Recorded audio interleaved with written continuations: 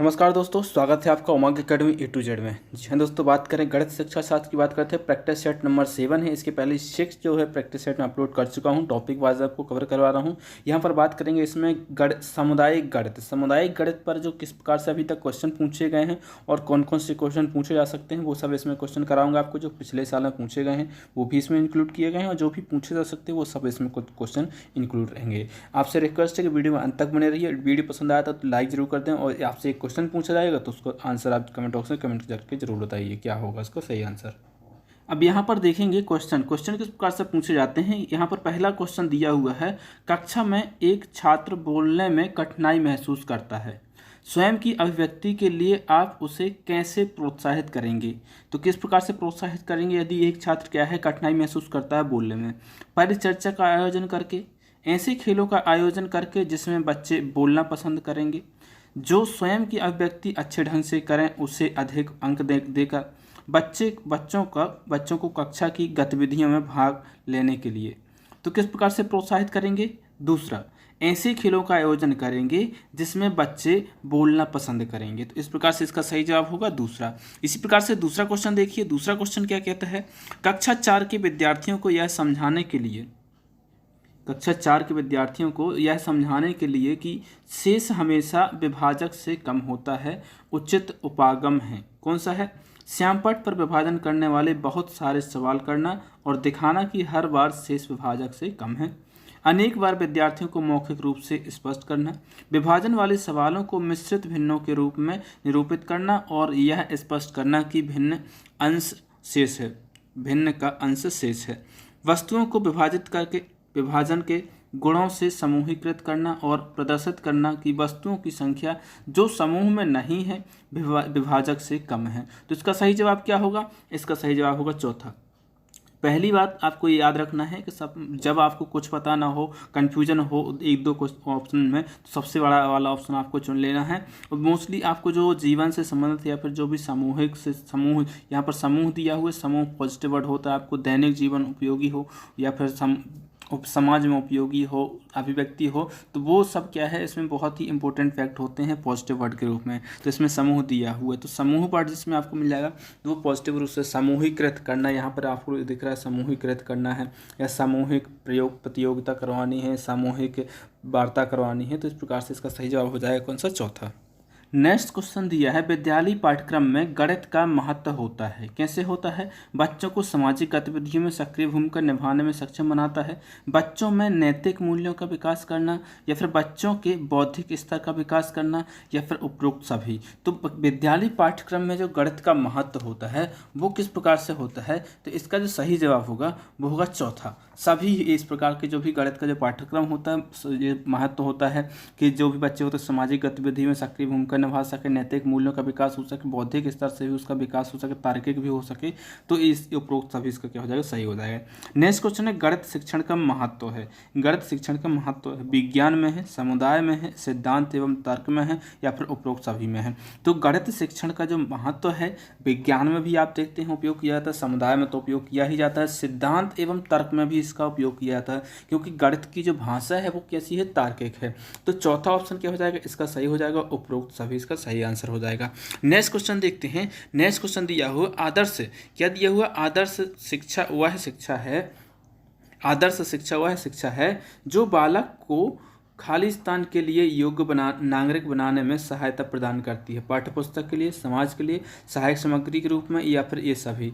तो जो आदर्श शिक्षा होती है वो ऐसी शिक्षा होती है जो एक बालक को समाज के लिए एक योग्य नागरिक बनाने के लिए सहायता प्रदान करती है या फिर प्रोत्साहित करती है। तो इसका सही जवाब कौन सा होगा, दूसरा होगा, चौथा नहीं होगा। अच्छे से याद रखिए, एक योग्य नागरिक बनाना ही अच्छी शिक्षा होती है। आदर्श शिक्षा वही कहलाती है जिसमें क्या होता है, समाज के लिए एक योग्य नागरिक का विकास होता है। नेक्स्ट क्वेश्चन देखते हैं, गणित तर्क सम्मत यथार्थ कथन तथा सत्य बोलने की समर्था प्रदान करता है। निम्न में से किसका कथन है, स्किनर का है, गप्पे का है, डटन का है या फिर पियाजे का है। तो तर्क सम्मत क्या है, तर्क सम्मत, यथार्थ कथन तथा सत्य बोलने की समर्था प्रदान करना, ये जो परिभाषा है वो किसने दी है। इसका जो सही जवाब है वो है सी, कौन सा है इसका? सी ऑप्शन जो है इसका सही हो जाएगा। तीसरा नंबर इसका क्या हो जाएगा? सही हो जाएगा। इसका तीसरा है सही हो जाएगा। डटन की ये परिभाषा है कि तर्कसम्मत, यथार्थ, सत्य बोलना। जैसे कि आपको इसको याद करने के लिए सत्य बोलना वर्ड आपको याद रखना, सत्य बोलना है, ठीक है। यदि आप सत्य नहीं बोलोगे तो आपको क्या पड़ेगी? डांट पड़ेगी। यदि आप सत्य नहीं बोलोगे तो आपको डांट पड़ेगी। समुदाय यही कहता है ना, सामुदायिक गणित की आप बात कर रहे हैं, सामुदायिक गणित में यही होता है, यदि आप सत्य नहीं बोलेंगे तो आपको क्या पड़ेगी? डांट पड़ेगी। नेक्स्ट क्वेश्चन देखिए, हमीदा अपने विद्यार्थियों की गणितीय योग्यता को समृद्ध करने के लिए उन्हें सदा संख्या प्रतिरूपों, पैटर्न का अवलोकन करने और परिकल्पना बनाने देती है। वह बोर्ड पर निम्नलिखित समस्याएं लिखती है और विद्यार्थियों से कहती है कि वे इसका उत्तर लिखें। जैसे कि क्या क्या लिखती है? 21/7 लिखा है, 2.1 भागे 0.7 लिखा है, 0.71 भागे, यहाँ पर भाग का चिन्ह है, प्लस का मत समझ लेना, ठीक है।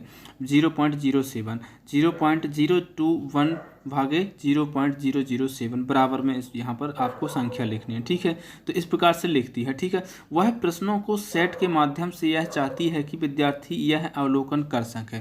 किस चीज़ का अवलोकन करवाने की बात कर रही है वो? यहाँ पर ऑप्शन, यदि आप इस प्रकार का ये क्वेश्चन है सीटेट में बहुत ज़्यादा पूछा जाता है, एमपी टेट है पूछे जाने की संभावना बहुत ज़्यादा हो जाती है यदि आप प्राथमिक स्तर की बात करते हैं, चाहे यूपी टेट की बात करें, सीटेट, केबीएस में बहुत ज़्यादा इस प्रकार के क्वेश्चन देखने को मिलते हैं। यदि भाजक और भाज्य दोनों 10 की घात से बढ़ाए या घटाए जाएं तो भागफल समान रहता है। या फिर यदि भाजक और भाज्य दोनों 10 की घात से घटाए जाते हैं तो भागफल भी 10 की घात से घटता है। जब एक गुणज को 10 से विभाजित किया जाता है और दूसरे को 10 से गुणा किया जाता है तो गुणनफल समान रहता है। या फिर जब एक भाजक को 10 से घटाते हैं घट होता है और दूसरे को 10 की घात से बढ़त होती है तो गुणनफल समान रहता है। तो इसका सही जवाब क्या होगा? इसका सही जवाब होगा पहला। यदि आप देखेंगे, आपने भाग के नियम पढ़े होंगे तो उसमें आपको पता होगा कि यदि आप किसी भी संख्या से यदि 10 में मान लो, यदि उसका जो भाज्य है उसमें यदि 10 की घात में बढ़ाते हैं 10 की घात, तो उसका जो भाज्य है उसमें भी 10 की घात बढ़ा दीजिए तो भागफल समान आएगा। या फिर उसमें घटा देंगे उसकी घात, या फिर जो भी उसमें घटा देंगे तो उसकी जो घात होगी वो घटाएंगे तो भी उसके भागफल क्या हो जाएगा? समान आएगा। लेकिन दोनों में, चाहे वो भाज्य हो या फिर भाज्य हो, दोनों में समान घात घटाई या बढ़ाई जाएगी तो ही भागफल जो है वो समान होगा। तो इसका सही जवाब कौन सा हो जाएगा? पहला इसका क्या होगा? सही जवाब हो जाएगा। नेक्स्ट क्वेश्चन देखिए, नेक्स्ट क्वेश्चन दिया हुआ, फरहान ने विद्यालय के पुस्तकालय में जाने पर यह पाया कि कहानी अनुभाग में रखी 100 पुस्तकें नष्ट हो गई। 20 पुस्तकों का किसी को पता नहीं है, 219 पुस्तकें अलमारी में रखी हैं और 132 पुस्तकों को बच्चों को पढ़ने के लिए दिया गया है। पुस्तकालय में कुल कितनी कहानी की पुस्तकें थी? शिक्षक इस प्रश्न द्वारा निम्नलिखित किस मूल्य को पढ़ा सकता है? किस प्रकार से यदि ये प्रश्न दिया है तो किस बारे में पढ़ा सकता है? अन्य की सहायता करना, अन्य के साथ पुस्तकों की साझेदारी करना, पुस्तकों की अच्छी देखभाल करना, सहयोग की संवेदनशीलता। जिसका सही जवाब क्या होगा? पुस्तकों की अच्छी देखभाल। पुस्तकों की अच्छी देखभाल होनी चाहिए। पुस्तक जो होती है वो जीवन का साथी होती है।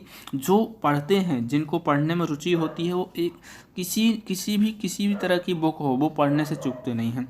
चाहे वो कुछ भी काम कर रहे हो, कहीं पर वेटिंग लिस्ट में हैं, कहीं पर बैठे हुए हैं, कहीं पर गए हुए हैं, तो वो उस पुस्तक को पढ़ते जरूरी हैं। नेक्स्ट क्वेश्चन देखिए, गणित की कक्षा में संप्रेषण का उल्लेख किस क्षमता का विकास करना है? संप्रेषण का, ठीक है।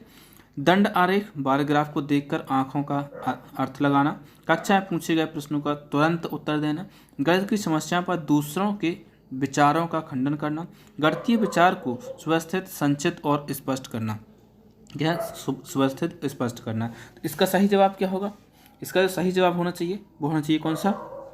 चौथा, गणित विचार को सुव्यवस्थित, संचित और स्पष्ट करना। इसका सही जवाब होगा। ये जो आपको जो कथन दिया गया था इसके आधार पर संप्रेषण का उल्लेख किस क्षमता का विकास करना है, तो इसका है जो भी आप बातचीत करते हैं उसको व्यवस्थित तरीके से संचित करके स्पष्ट करना है गणितीय विचार को, ठीक है। तो इसका सही जवाब कौन सा हो जाएगा? चौथा इसका सही जवाब हो जाएगा। नेक्स्ट क्वेश्चन देखिए, अंक गणित शिक्षण का उद्देश्य है। अंक गणित शिक्षण का उद्देश्य क्या? दैनिक जीवन के कार्य हेतु, मजदूरी एवं व्यवसाय हेतु, व्यवहारिक उपयोग हेतु, या फिर उपरोक्त सभी के लिए। तो अंक गणित जो आप शिक्षण करवाते हैं, जो भी अंक गणित शिक्षण होता है, तो उसका क्या उपयोग है जीवन में? तो उसका उपयोग क्या है? सभी में होता है, चाहे वो दैनिक जीवन से हो, मजदूरी व्यवसाय में भी उसका उपयोग होता है, व्यवहारिक उपयोग में भी होता है। तो इसका आंसर क्या हो जाएगा, चौथा हो जाएगा।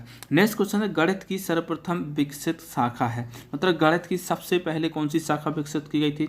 अंकगणित शाखा, बीजगणित शाखा, सांख्यिकी या फिर ज्यामिति शाखा। तो सबसे पहले कौन सी शाखा विकसित की गई थी? तो वो की गई थी अंकगणित। आप सभी से रिक्वेस्ट है कि वीडियो यदि पसंद आते तो लाइक जरूर कर दें, अपने दोस्तों को शेयर कर दें। किसी प्रकार के सवाल हैं तो वो भी कमेंट बॉक्स से कमेंट कर दें। नेक्स्ट क्वेश्चन है, मनुष्य के जीवन की जिन गतिविधियों में गणित का सर्वाधिक प्रयोग होता है वह है कौन सा है? मनोवैज्ञानिक, सांस्कृतिक, सामाजिक या फिर आर्थिक। तो सबसे ज़्यादा कहाँ पर उपयोग होता है इस क्वेश्चन का आप कमेंट बॉक्स से कमेंट कीजिए कि सही जवाब क्या होगा। ये क्वेश्चन बहुत ही इंपॉर्टेंट है और ये क्वेश्चन शायद रिपीट हुआ है, इसको आपने पहले भी देखा होगा प्रैक्टिस सेट में, तो बिल्कुल आप इसका सही जवाब देंगे। इस क्वेश्चन का आप कमेंट बॉक्स से कमेंट कीजिए, मनुष्य के जीवन की जिन गतिविधियों में गणित का सर्वाधिक प्रयोग होता है वह है। तो गणित का सर्वाधिक प्रयोग होता है और इसके बाद में आंसर टाइप करना है आपको। क्या करना है? सर्वाधिक गणित का सर्वाधिक प्रयोग होता है, उसके बाद में आपको आंसर टाइप करना है A, B, C और D, जो भी आपका आंसर होगा 1, 2, 3, 4 में से। ठीक है, नेक्स्ट क्वेश्चन देखते हैं, गणित का सामुदायिक महत्व महत्वपूर्ण है। सामुदायिक महत्व जो है महत्वपूर्ण है, कैसे? नैतिक दृष्टि से, सामाजिक दृष्टि से, सांस्कृतिक दृष्टि से या फिर यह सभी। तो फटाफट से सोचिए, 5 मिनट का समय लीजिए सोचने के लिए, इसके बाद में इसका आंसर फटाफट से कमेंट कर दीजिए। यह है गणित का सामुदायिक महत्व है, तो क्या है इसका गणित का सामुदायिक महत्व? सभी है, सामाजिक दृष्टि से भी है, नैतिक दृष्टि से भी है, सांस्कृतिक दृष्टि से, सभी में इसका महत्व है। ठीक है, तो चौथा ऑप्शन इसका सही हो जाएगा। नेक्स्ट क्वेश्चन है, गणितीय पदों को परिभाषित करने का सामुदायिक उद्देश्य है ज्ञानात्मक, भावात्मक, व्यवहारगत या फिर क्रियात्मक। तो इसका सही जवाब क्या होगा? वो होगा तीसरा, व्यवहारात्मक होगा। क्या हो जाएगा? व्यवहारगत जो होगा सही जवाब होगा। गणितीय पदों की परिभाषित करने का सामुदायिक उद्देश्य पूछा गया है, इसलिए सामुदायिक पूछा गया तो व्यवहारगत होगा। नेक्स्ट क्वेश्चन देखते हैं, गणित एक विज्ञान है जिसकी सहायता से आवश्यक निष्कर्ष निकाले जाते हैं। यह कथन किसका है? यह परिभाषा आपको बिल्कुल याद हो जानी चाहिए, इसके बाद में आपको बिल्कुल नहीं भूलनी चाहिए। न्यूटन का या फिर पियर्स का या फिर आइंस्टीन का या फिर आर्यभट्ट का। तो किसका कथन है? ये है पियर्स का। कैसे याद रखोगे? आपने देखा होगा पियर्स साबुन आता है, वो उसको लगाते हैं, टीवी में बहुत ज़्यादा इसका ऐड आता है। तो क्या होता है, पियर्स यदि साबुन लगाते हैं मोस्टली ठंडियों में मॉइस्चराइजेशन के लिए लगाया जाता है। तो इसका क्या है, एक निश्चित उद्देश्य होता है। क्या होता है? जो निष्कर्ष जो क्या हो आवश्यक निष्कर्ष निकाले जाते हैं कि आपका जो चेहरा होगा वो क्या है, सॉफ्ट रहेगा। ठीक है, तो पियर्स का साबुन आता है, बाकी के साबुन आते हैं। न्यूटन का साबुन मैंने देखा नहीं, आइंस्टीन का साबुन भी नहीं देखा, आर्यभट्ट का नहीं देखा। तो इस प्रकार से आप किस शब्द को पकड़ लीजिए कि पियर्स से आपको याद रखने का, पियर्स क्या है, साबुन होता है, उससे एक निष्कर्ष आवश्यक निष्कर्ष निकलता है कि चेहरा आपका मुलायम रहता है। ठीक है, तो ऐसे याद रखिए इसको। नेक्स्ट क्वेश्चन है, निम्न में से कौन गणित का प्रयोग नहीं कर रहा है? कौन गणित का प्रयोग नहीं कर रहा? सीता सब्जी वाले से सब्जी खरीद रही है, रमन अपने पिता की दुकान का बही खाता जांच रहा है, राहुल खेत में अपने चाचा के साथ काम कर रहा है, सुनीता धूप में सूख रहे कपड़ों को गिन रही है। तो इसमें कौन प्रयोग नहीं कर रहा है गणित का, यानी कौन से वाक्य में गणित का प्रयोग नहीं हुआ? तो दूसरे में तो हुआ है तो दूसरा तो होगा नहीं, चौथे में भी हुआ तो चौथा नहीं होगा। इसके बाद में सब्जी खरीदने जाएगी तो पैसे तो देगी, उसका मोलभाव करेगी, कितने किलो लेना है, कितना वजन होगा, कितनी प्रकार की सब्जी लेना है। तो ये इसमें भी हो रहा है, हो नहीं रहा वो कौन है? तीसरा। तीसरे में इसका उपयोग नहीं हो रहा, तो तीसरा आंसर क्या हो जाएगा? इसका सही हो जाएगा। इस प्रकार से इसका आंसर क्या हो जाएगा? सही हो जाएगा। नेक्स्ट क्वेश्चन देखते हैं, गणित का ज्ञान समाज में जीने के लिए प्रत्येक को होना आवश्यक माना जाता है क्योंकि गणित शिक्षण व्यवहारगत होता है। बहुत सी सामाजिक क्रियाएं गणित पर निर्भर होती हैं। गणित व्यक्ति में तर्कात्मक कौशल का विकास करता है या फिर उपरोक्त सभी। तो इसका जो सही जवाब होना चाहिए वो कौन सा होना चाहिए? फटाफट से कमेंट कर दीजिए, इसका सही जवाब क्या होगा। गणित का ज्ञान समाज में जीने के लिए प्रत्येक को होना आवश्यक माना जाता है। क्यों माना जाता है? क्यों माना जाता है आवश्यक? इसका सही जवाब दीजिए, क्यों माना जाता है? तो इसका सही जवाब है उपरोक्त सभी। सभी इसका सही जवाब हो जाए। कैसे? गणित शिक्षण व्यवहारगत शिक्षण है, बिल्कुल है। ये क्या होता है? सामाजिक क्रियाओं के लिए कुछ भी यदि सामाजिक क्रिया करते, कुछ लेते हैं, देते हैं, किसी से कुछ कहते हैं, तो उसमें गणित का होता है। तर्कात्मक कौशल का ही विकास होता है, तो इसका जवाब हो जाएगा चौथा। नेक्स्ट क्वेश्चन है, गणित की समाज में आवश्यकता होती है। गणित की समाज में आवश्यकता होती है लेन देन में, व्यापार और उद्योग में, या फिर और दोनों में, या फिर इनमें से कोई नहीं। तो गणित की जो समाज में आवश्यकता होती है दोनों में होती है, लेन देन में भी होते हैं, व्यापार और उद्योग में भी होती है। गणित की उन्नति और वृद्धि देश की संपन्नता से संबंधित है, निम्न में से किसका कथन है। तो ये भी परिभाषा बिल्कुल आपको याद रहेगी, स्किनर की, नेपोलियन की, जीन पियाजे की, या फिर इनमें से कोई नहीं। तो किसकी परिभाषा है? नेपोलियन की है। कैसे याद रखोगे? देखो, आपको यदि नेपाल जाना है, स्वाभाविक सी बात है, दूसरे देश देखना चाहते हैं या भ्रमण करना चाहते हैं, तो नेपोलियन मतलब जब आप नेपाल जाएंगे या फिर नेपाल के लोग यहाँ आएंगे तो वहाँ पर कुछ ना कुछ क्या है, संपन्नता की बात है। संपन्न देश जो है संपन्न है, नेपाल देश क्या है, संपन्न है, इसलिए वहाँ पर जाना चाहते हैं, या फिर वहाँ के लोग यहाँ आते हैं कुछ सिखाने के लिए, सीखने के लिए, कुछ व्यवसाय करने के लिए। ठीक है, तो दूसरा ऑप्शन क्या हो जाएगा, सही हो जाएगा, नेपोलियन। ठीक है, नेक्स्ट क्वेश्चन है और लास्ट क्वेश्चन है, इस प्रैक्टिस सेट का सामुदायिक गणित अंतर्निहित होता है त्रिकोणमिति में, अंकगणित में, समाकलन गणित में, या फिर आंकलन गणित में। तो इसका सही जवाब क्या होगा, आपको देखना है, सामुदायिक गणित अंतर्निहित होता है। कौन सी गणित होती है जिसमें सामुदायिक गणित जो है अंतर्निहित होता है, मतलब उसमें इंक्लूड होता है, तो वो कौन सा है, अंकगणित है। तो इस प्रकार से आपके जो भी क्वेश्चन इस टॉपिक से पूछे जाते हैं वो मैंने सब कवर करवाने की कोशिश की है, सब कवर करवाने की। और उम्मीद है वीडियो पसंद आया होगा, और अन्य वीडियो आपको देखना किसी भी सब्जेक्ट के, तो डिस्क्रिप्शन बॉक्स में प्लेलिस्ट की लिंक मिल जाएगी, तो वहाँ से जाकर के आप देख सकते हैं। चैनल को यदि सब्सक्राइब नहीं किया है तो सब्सक्राइब कर लें, साथ ही साथ में उसके साइड में एक बेल आइकन होगा तो उसको प्रेस कर लें, ताकि जैसे वीडियो डलेगा उसका नोटिफिकेशन आपको मिल जाएगा। मिलते हैं एक नए वीडियो में, तब तक के लिए नमस्कार।